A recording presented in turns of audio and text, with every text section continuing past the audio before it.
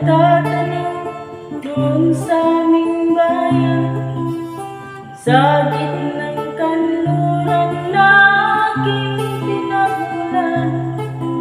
Sila'y narito, ba't daw ako nagkaganito? Kung ano ang dahilan, ako lang ang nakakaalam.